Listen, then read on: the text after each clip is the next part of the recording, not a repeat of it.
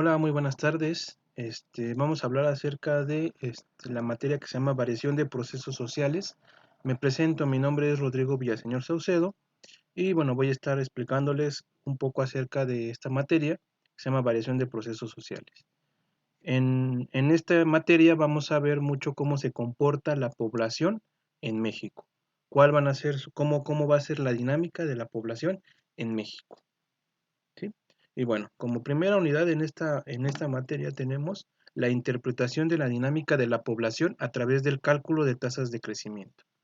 Esta unidad tiene como objetivo comprender la dinámica de la población como un hecho social que, analizando con modelos matemáticos, posibilita a tener certidumbre sobre la información que se maneja y guía la toma de decisiones en el ámbito personal, promoviendo mejoras en tu entorno inmediato y en tu comunidad.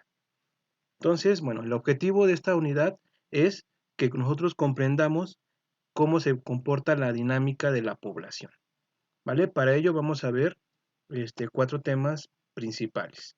El primero es modelos matemáticos. Esto vamos a ver que, bueno, mediante modelos podemos nosotros explicar cómo se comporta o podemos ver cómo se comporta la población en México, ¿sí? Como segundo tema tenemos características del crecimiento demográfico en México. Vamos a ver cómo es que crece y decrece la población de México.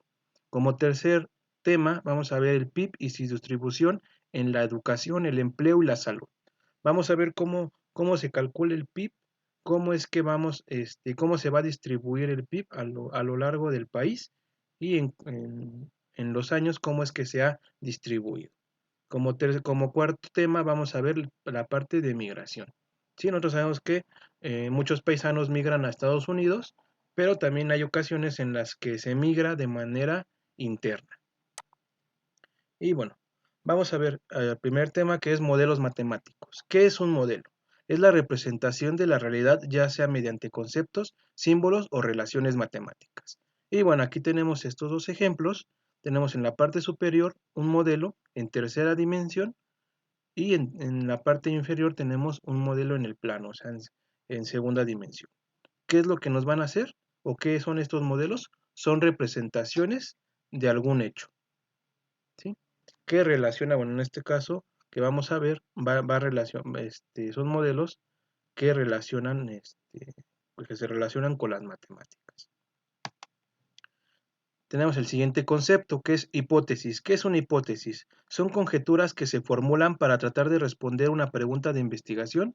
Para construir un modelo, la conjetura se hace sobre una base documentada.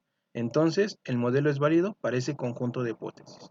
Entonces, ¿qué es una hipótesis? Es la respuesta a algo, o es una conjetura a algo que está sucediendo. ¿Sí? Nosotros nos hacemos la pregunta de por qué se está haciendo eso o por qué ocurre estos acontecimientos y bueno, nosotros mediante estudios, mediante pruebas, vamos a comprobar que la idea que nosotros tengamos es válida. Un ejemplo de ello es cuando dejamos caer un objeto. ¿Por qué cae un objeto? Por la fuerza de gravedad.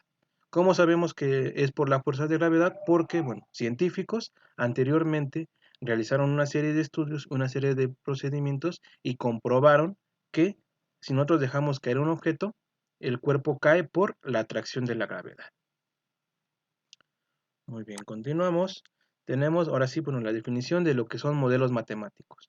Los modelos matemáticos están conformados por funciones algebraicas o reglas de correspondencia entre dos conjuntos. Y bueno, tenemos como ejemplo estas tres gráficas. Tenemos en la primera que es la superior, tenemos aquí cómo se comporta. En este caso es una hipérbola. Vemos que se comporta de esta manera. Tenemos el segundo caso, que es una parábola. Y tenemos un tercer caso, igual que es una parábola. Todas estas funciones tienen una regla de correspondencia, ¿sí? Y son funciones algebraicas. ¿Pero qué es una función algebraica? Hace referencia a la dependencia entre los elementos de dos conjuntos dados. Así, dados los elementos A y B, una función entre ellos es una regla de asociación que se asigna con una letra F, que asigna a cada elemento de A, que pueden ser años, un único elemento B, que pueden ser cantidad de personas. Y bueno, aquí tenemos ejemplos de lo que son las funciones algebraicas. Entonces, ¿qué quiere decir que sean las funciones algebraicas? ¿Qué es una función algebraica? Es cuando es una regla de asociación entre dos conjuntos, un conjunto A y un conjunto B. Dentro de las funciones algebraicas nosotros vamos a encontrar las variables. ¿Qué es una variable? Es un término indeterminado que en una relación o una función puede ser reemplazado por diversos términos determinados que son valores. Dentro de las variables tenemos dos tipos de variables, la variable independiente y la variable dependiente. La variable independiente, como su nombre lo indica, es aquello cuyo valor puede cambiar libremente sin que sea afectado por alguna otra variable. Esto es, por ejemplo, el tiempo. El tiempo puede estar transcurriendo sin depender de ninguna otra variable o de algún otro componente. ¿Vale? Bueno, luego tenemos la variable dependiente. ¿Qué es la variable dependiente? Es el número resultado de una función. Su valor depende de la función dada y de los valores de las variables independientes. Entonces, como su nombre lo indica, la variable dependiente va a depender de las variables independientes. Si las variables independientes cambian, la variable dependiente lo va a hacer. ¿Vale? Y bueno, aquí tenemos unos ejemplos. Normalmente la variable dependiente se toma como o con la letra X y la variable independiente como Y o como f de X.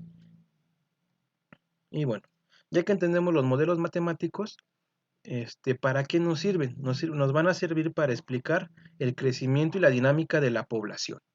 Para ello vamos a ver tres tipos de modelo.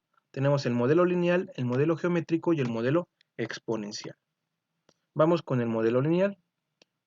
Para ello vamos a entender bien qué es una función lineal. Una función lineal es una función polinómica de primer grado, es decir, de una función cuya representación en el plano cartesiano es una línea recta. Dicha función puede expresarse como f de x igual a mx más b, donde m y b son constantes reales y x es una variable real elevada a la primera potencia. F de x representa la variable dependiente y en su lugar suele usarse y.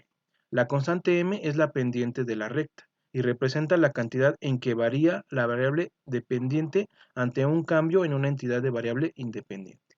Por ejemplo, como habíamos comentado, el tiempo, mientras que b es el punto de corte de la recta del eje y. Sí, vamos a explicar un poquito más esta parte de este concepto, ¿no? Entonces, bueno, vamos a nuestro pizarrón electrónico.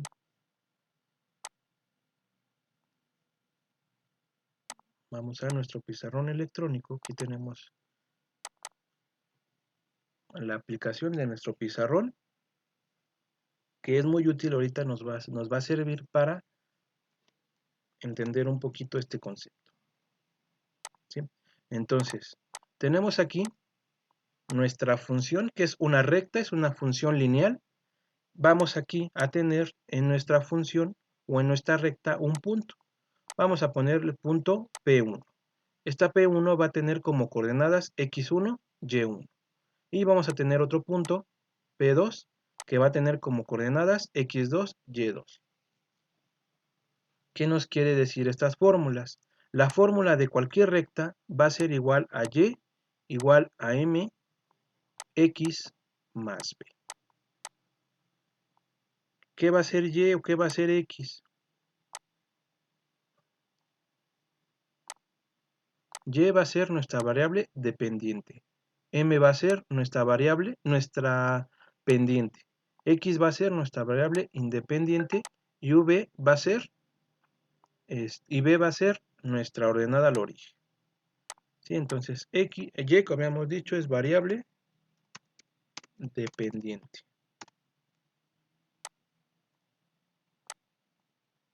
Y va a ser nuestra variable dependiente. X va a ser nuestra variable independiente.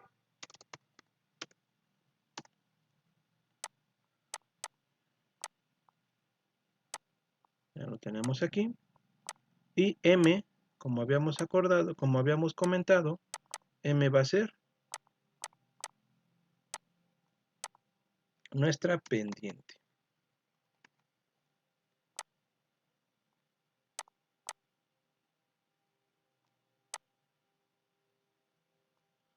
Y por último tenemos a nuestra a B, que va a ser nuestra ordenada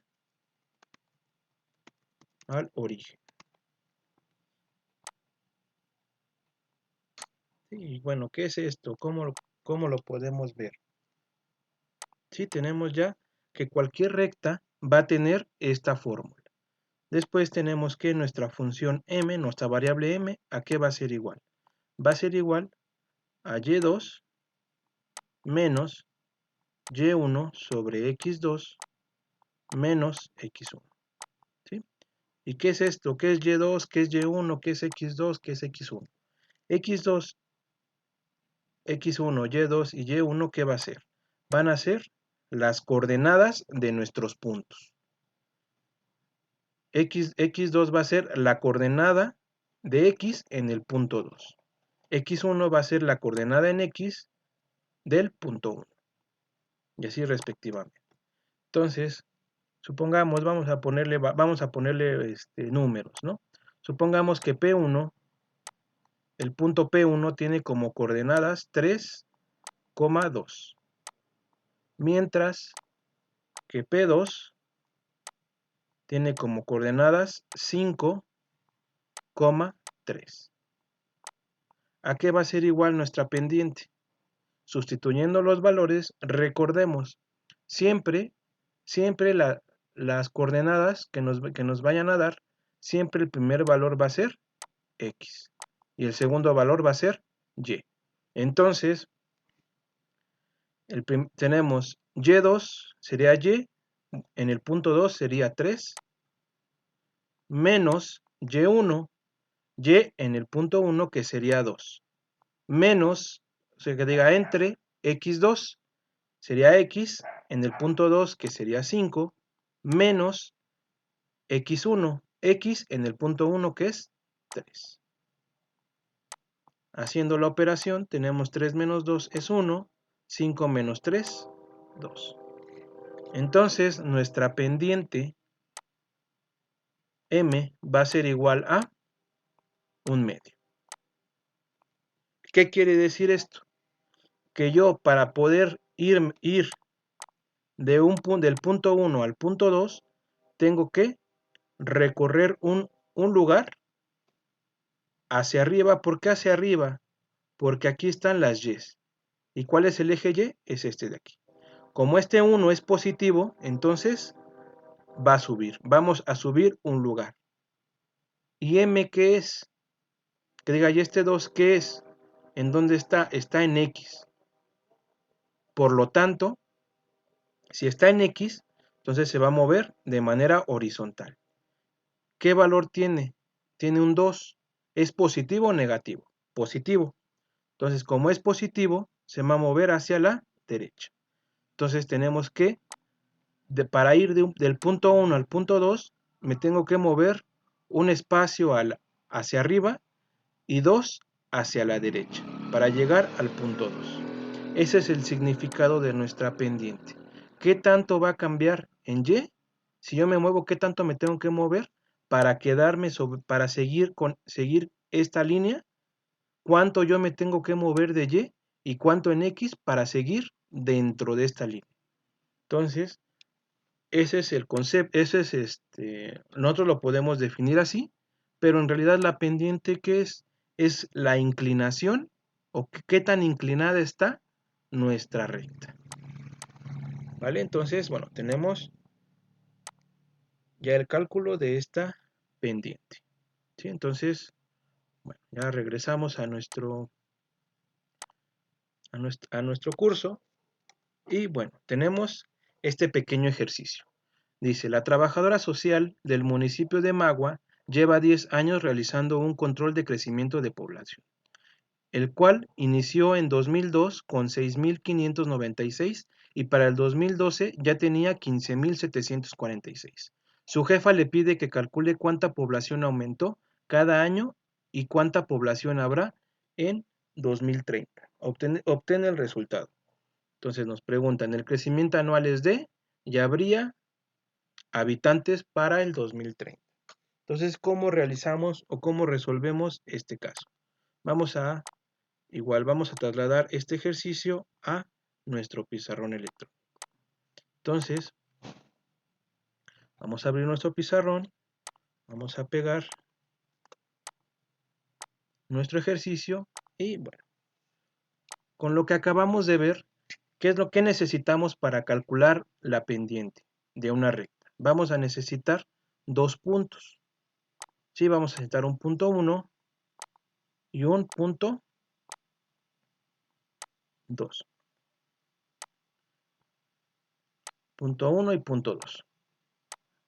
¿Sí? Entonces aquí del problema de los datos, ¿qué nos dan como dato? Nos dan que en el 2002 hubo 6.596. Entonces, este va a ser nuestro primer punto. Ponemos 2002,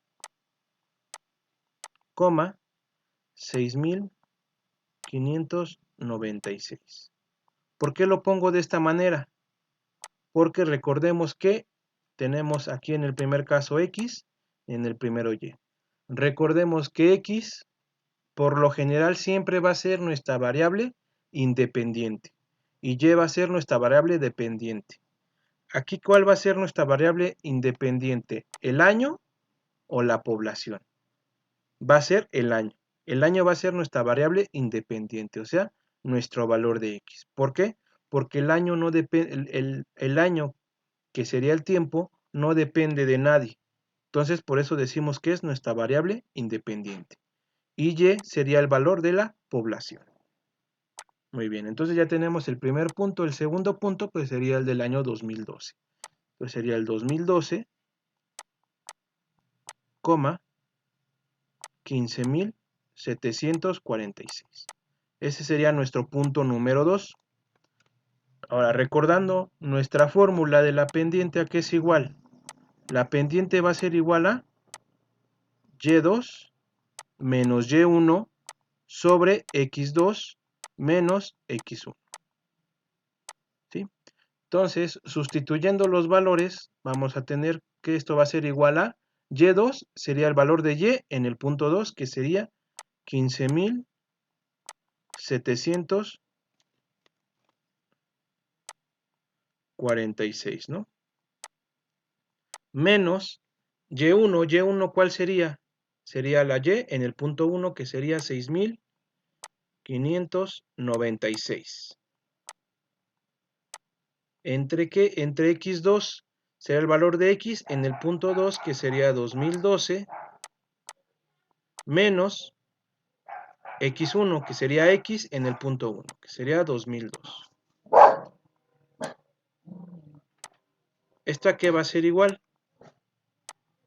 Realizamos la operación.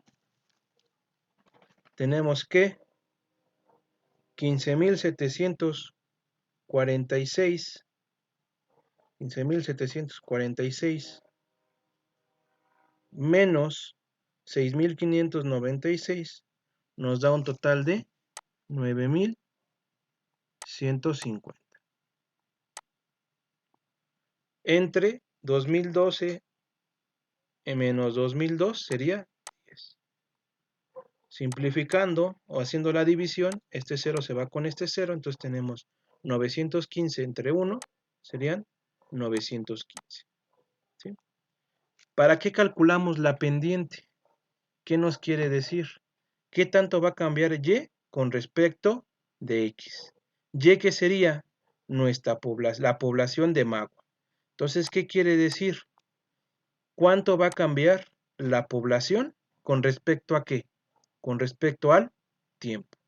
En este caso tenemos que varía la población 915 habitantes por año.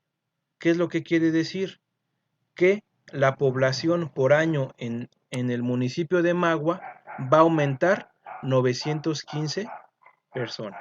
Por lo tanto, este 915 va a ser nuestro crecimiento anual. Entonces, aquí podemos ya contestar que el crecimiento anual de Magua es de 915. Ahora, para calcular la población total para el año 2030, ¿qué es lo que tenemos que hacer? Del 2002 al 2030, ¿cuántos años tienen que pasar?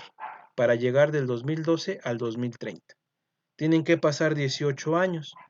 Si en cada año está aumentando 915, pues vamos a multiplicar entonces 915 por los 18 años.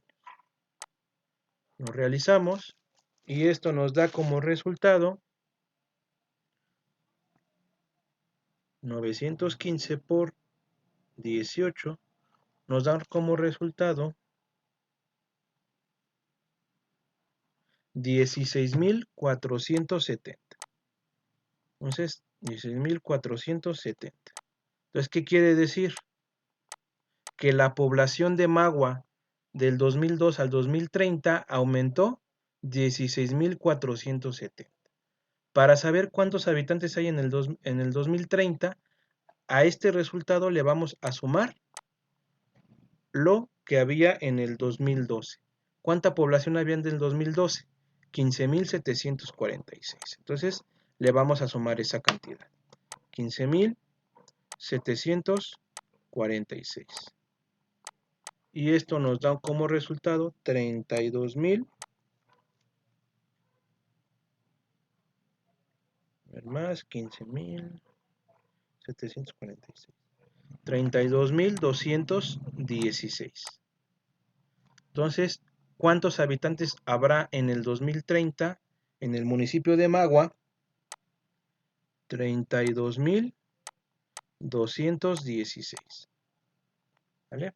Y con esto concluiríamos este ejercicio.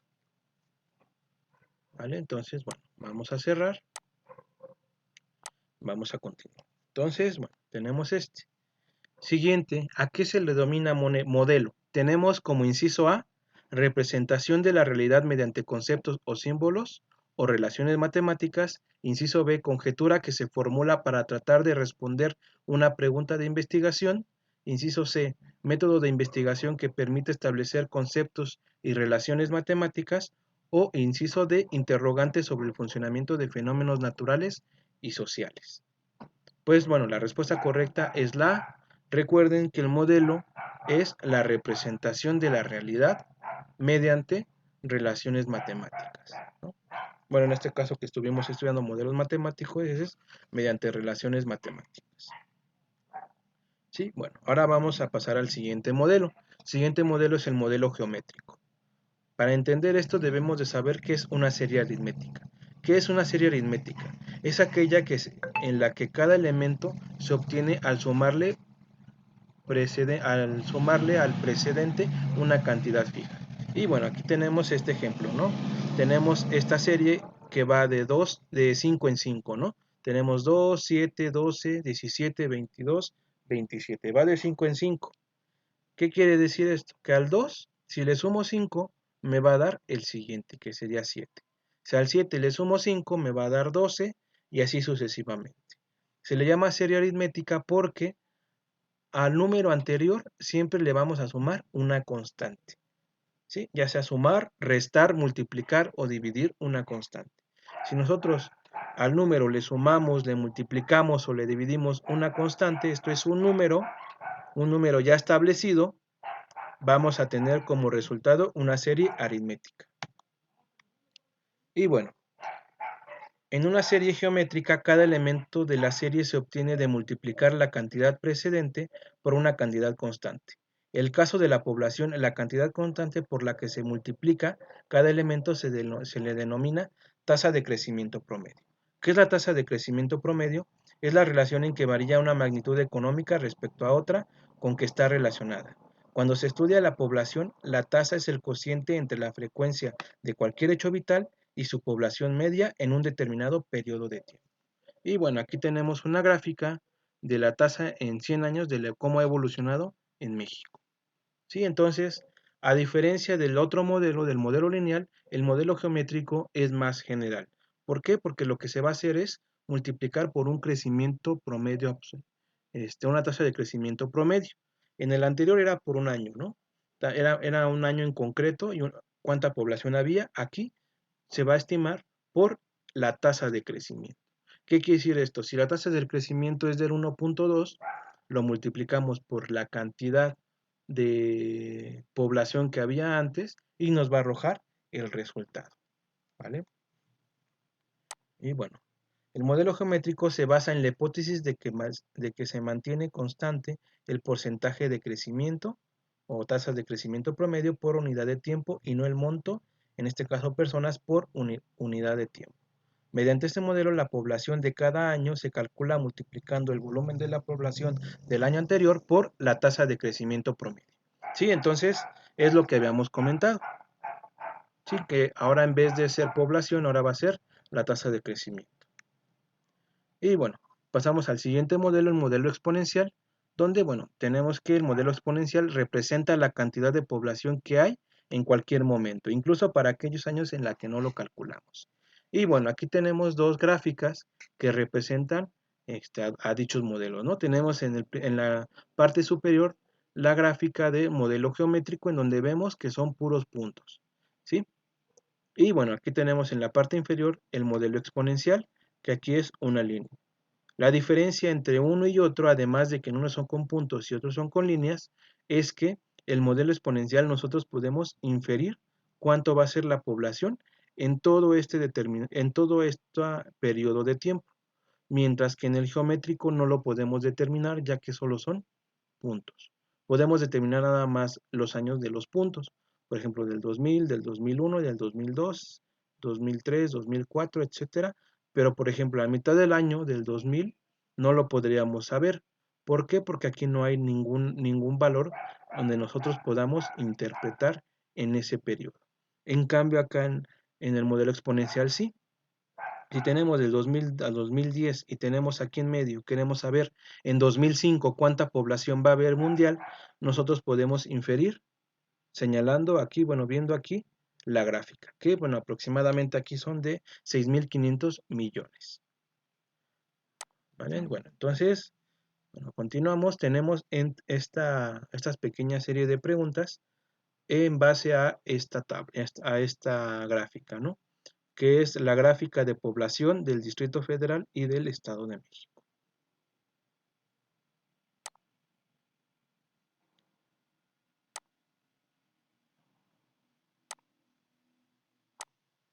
Continuamos entonces. ¿En qué año tuvieron casi la misma cantidad de población ambas entidades? Entonces nos preguntan en qué año tuvieron casi la misma cantidad de habitantes. Nosotros aquí podemos ver en la gráfica que en el año de 1921 están casi igual la población del Estado de México y del Distrito Federal. Entonces aquí la número 1 sería 1921. Número 2, ¿hasta qué año fue mayor la población del Distrito Federal que la del Estado de México? Bueno, aquí podemos ver que en 1980 todavía la población era más grande en el Distrito Federal que en el Estado de México, pero vemos que en 1990 hay un decremento de población en el Distrito Federal y un aumento en el Estado de México. Entonces, aquí vemos que en el año de 1990 es mayor la población del Estado de México. Número 3, de 1980 a 1990 la población del Distrito Federal crece o decrece. Entonces vemos que de 1980 a 1990 la población baja, decrece. ¿Vale? Vamos con el número 4. ¿Cuánta población se registró en el Estado de México en 2010? Entonces tenemos aquí que en el Estado de México se registra que la población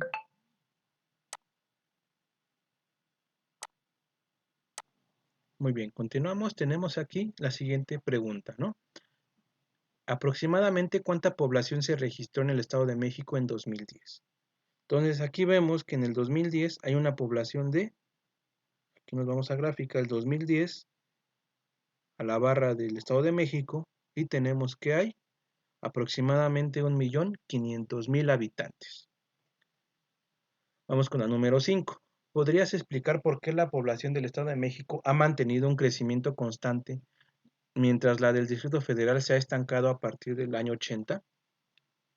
Entonces, si observamos, aquí la población del Distrito Federal baja y se mantiene constante, sí crece, pero no es mucho. En cambio, el Estado de México vemos que el crecimiento es mayor. ¿Por qué pasa esto? Aquí nosotros podemos explicar que a partir de 1980 a 1990 vemos que el Distrito Federal decrece, ¿no? En este año. ¿Por qué? ¿Por qué habrá pasado esto? Pues porque recuerden que en 1985, que está dentro de este periodo, hubo un sismo, un terremoto en México, ¿no? En la Ciudad de México. Entonces, ¿qué pasó en ese sismo? Pues se cayeron muchos edificios y muchas personas perdieron sus casas. Por eso es que aquí vemos un decremento en la población. Eso y de que pues muchos murieron y muchos se quedaron sin hogar y tuvieron que emigrar con sus familiares. ¿Vale? Entonces podríamos decir que este fenómeno es o es producto de el sismo, ¿sí? Del terremoto. Número 6. De 1910 a 1921 la población del Estado de México decreció o decreció. Entonces nos vamos al año de 1910 a 1921, vemos que la población del Estado de México se mantuvo casi igual, pero bajó, ¿no? Sí disminuyó, ¿no? Entonces decreció. ¿Vale? Y bueno, continuamos. Ahora bien, estamos hablando de la población, ¿no? Para saber cuántos habitantes hay en cada territorio, es importante hacer un conteo y un censo de población. ¿Qué son un censo y un conteo de población? Son métodos estadísticos que se emplean para poder conocer las características de los habitantes, en este caso de México, y sus viviendas a nivel nacional, estatal, municipal, por localidad, por grupos de manzana y hasta por manzana. El censo se realiza cada 10 años en aquellos terminados en cero, como 1980, 1990, 2000, etc. Por otro lado, los conteos de población y vivienda se realizan también cada 10 años, pero con los años que terminan en 5, como 1985, 2005, etc. Es decir, a la mitad del periodo de levantamiento de los censos generales de la población y vivienda. ¿Sí? Entonces, bueno, los censos y los conteos son métodos estadísticos que se realizan cada 10 años. El censo, cada 10 años, que cuando termina el año en cero, y el conteo cuando termina el año en 5. ¿Vale? Y bueno, estos conteos, ¿quién los realiza? ¿Qué instituciones realizan estos conteos? Las instituciones principales que realizan estos conteos es el INEGI y la CONAP. El Banco de México realiza censos, pero es más en cuanto a las finanzas. Sí, qué tanto ingreso hay en cierta familia de cierta entidad. O sea, ¿cuál es el promedio de ingreso que tiene cada familia en cada entidad? ¿Vale? De los ingresos, de los costos, etcétera. Y bueno, aquí está un pequeño esquema de qué es lo que nosotros tenemos que hacer para analizar datos. Primero, debemos de determinar qué es lo que queremos analizar. Ya que sabemos qué queremos analizar, qué datos voy a necesitar para el análisis. Tercero, qué información de la que tengo requiero extraer. Y el cuarto, ya que tengo bien delimitada la información que voy a ocupar, voy a ver qué procedimiento matemático o estadístico puedo hacer. ¿Vale? Y bueno, vamos a hacer un pequeño ejercicio. Entonces, vamos a determinar que en 2010, qué tan grande es la población del país, las entidades de la Ciudad de México, el Estado de México y San Luis Potosí. Entonces, si se fijan aquí, todavía no estamos delimitando adecuadamente lo que queremos analizar. ¿Por qué? Porque aquí nos dice, o aquí vemos, queremos ver qué tan grande es, pero con respecto a qué. Con respecto a México, con respecto al mundo, con respecto al continente, con respecto a qué y desde dónde hasta dónde. Aquí ya sabemos que en 2010, ¿no? O sea, pero ¿desde qué año? ¿Vale? Entonces, bueno, aquí ya lo completamos y decimos qué tan grande es la población del país y las entidades de Ciudad de México, Estado de México y San Luis Potosí con respecto al tamaño que se tenía cada una en 1980 y con respecto al tamaño de cada entidad con respecto a la población total del país en cada año. ¿Ok? Entonces aquí ya estamos delimitando de mejor manera lo que queremos hacer, ¿sí? Y bueno, aquí tenemos unos datos, un cuadro de INEGI, ¿no? De la población total por entidad. Tenemos desde Aguascalientes hasta Zacatecas, ¿no? En orden alfabético.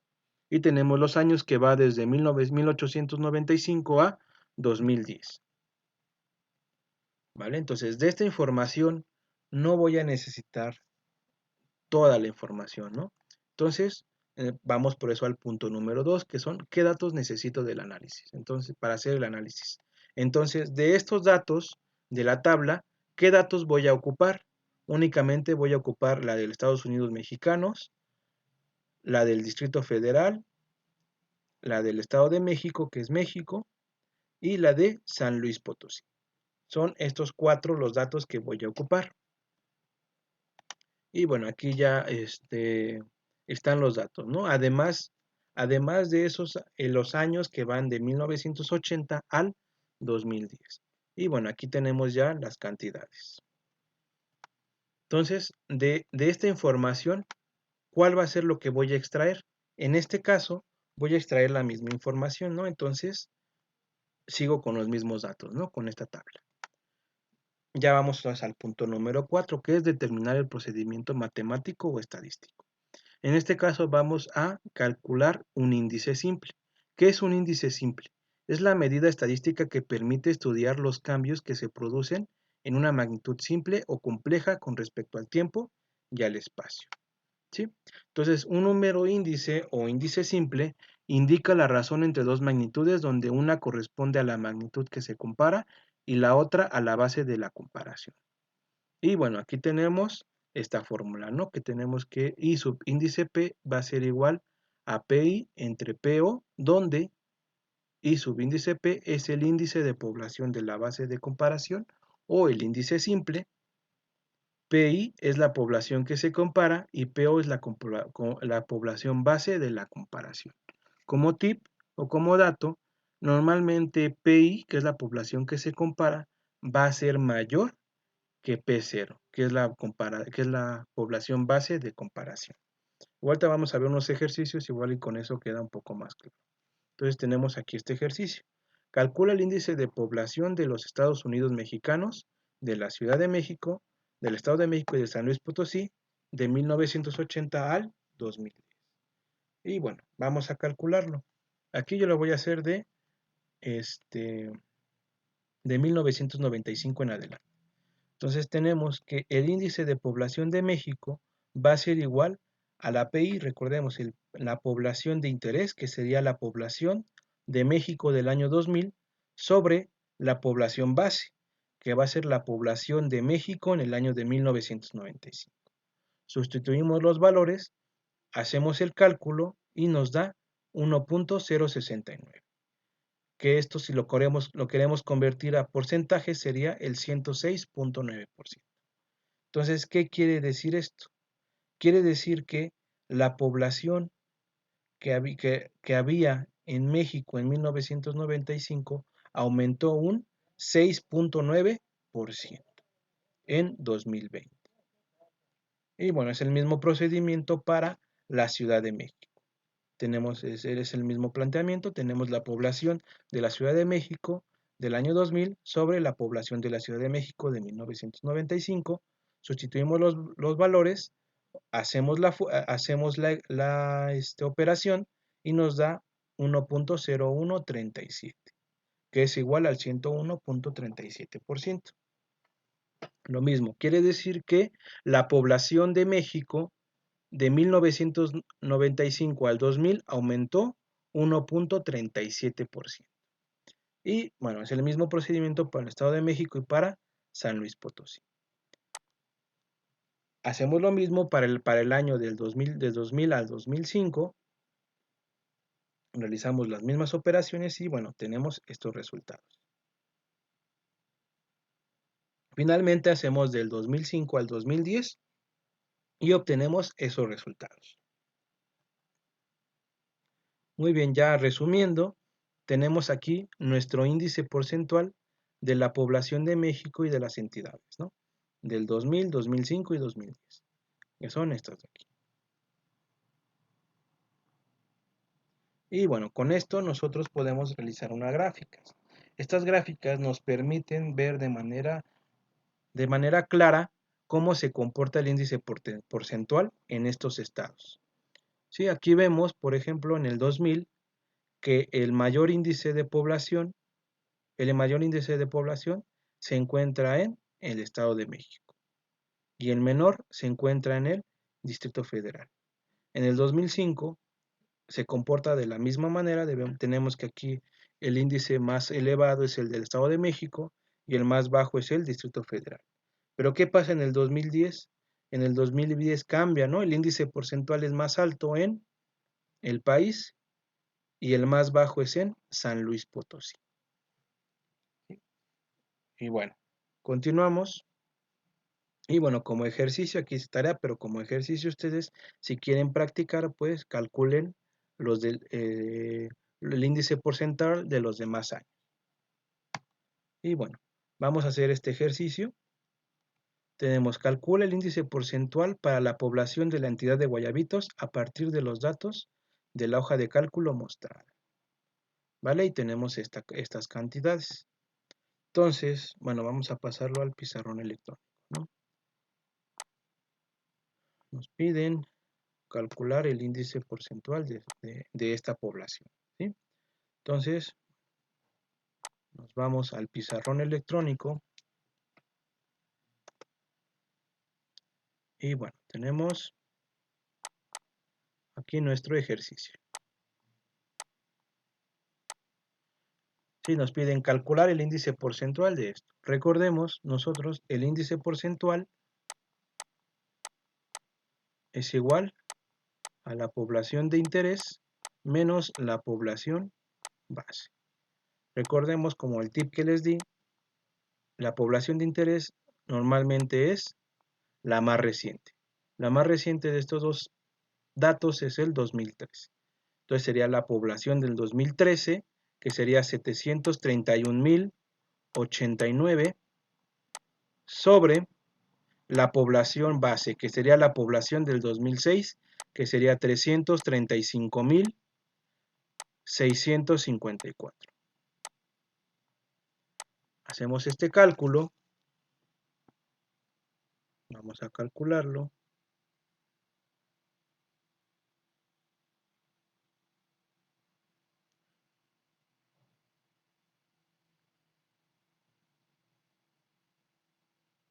Y nos da un total de 2.17. 2.178, ¿no? Entonces, si nosotros le queremos sacar porcentaje, esto sería igual a 217.8%. ¿Qué quiere decir esto? Que la población de Guayabitos del 2006 al 2013 aumentó un 217.8%. ¿Sí? En este caso nos piden calcular el índice porcentual, sería este resultado. ¿Vale? Entonces, bueno, continuamos, cerramos nuestro pizarrón y continuamos con la presentación. Y bueno, eso sería todo. Que tengan una excelente tarde.